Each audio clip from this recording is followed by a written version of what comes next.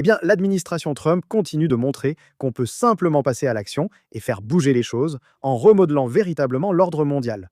Vous le voyez maintenant, l'Amérique. Trump se retire de l'agenda écologique. Et vous pouvez voir ici toute une série de conventions et de traités internationaux mondiaux que l'Amérique est en train de quitter. Parce qu'ils disent qu'ils sont contraires aux intérêts des États-Unis.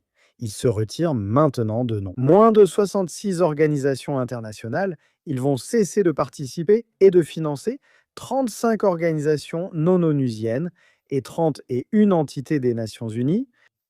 En gros, ils disent maintenant qu'ils vont mettre l'Amérique en premier en ce qui concerne les accords environnementaux internationaux, qu'ils ne vont rien signer qui puisse nuire ou freiner l'économie américaine ou qui impose un fardeau à l'Amérique. Cela inclut aussi le retrait, assez ironique, de l'accord de Paris, traité climatique de l'ONU. Et vous voyez cela de plus en plus, bien sûr, de la part des mondialistes de gauche, ils essaient d'argumenter. Eh bien, vous avez peut-être été élu, vous avez peut-être gagné l'élection, mais vous ne pouvez quand même rien faire de tout cela.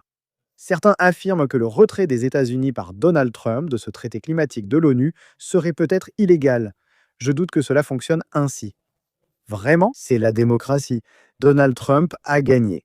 Regardez l'Amérique et quelques conseils pour ce pays. Nous partageons également cette obsession pour la neutralité carbone. L'ambassadeur américain au Royaume-Uni, Warren Stevens, a déclaré que la récente déclaration de Hambourg ne suffirait pas à répondre aux besoins énergétiques du Royaume-Uni, que l'énergie éolienne est peu fiable et que les États-Unis veulent un partenaire solide au Royaume-Uni qui utilise toutes les ressources, y compris le pétrole et le gaz de la mer du Nord, ainsi que le développement de l'énergie nucléaire. Mais regardez, les retraits massifs de l'Amérique de Trump de ces conventions mondialistes internationales continuent.